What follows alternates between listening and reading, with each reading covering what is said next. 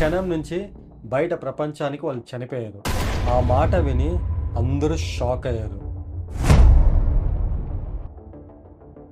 ఒకరోజు ఒక వారమైంది, ఒక వారం ఒక నెల అయింది, ఒక నెల 2 నెలలు అయింది. కానీ రెస్క్యూ టీం ఇంకా రాలేదు.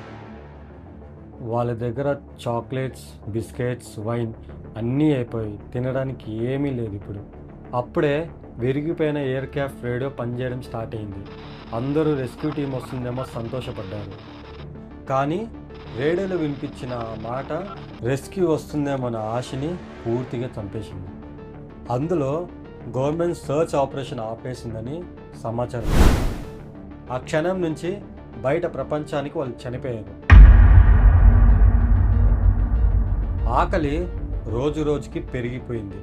అప్పుడు ఒకరొక మాట అన్నారు, మన ఫ్రెండ్స్ ఆల్రెడీ చనిపోయారు, వాళ్ళ బాడీస్ మన ముందే ఉన్నాయి. బ్రతకడం కోసం వాళ్ళ శరీరాన్ని ఆహారంగా యూజ్ చేద్దాం.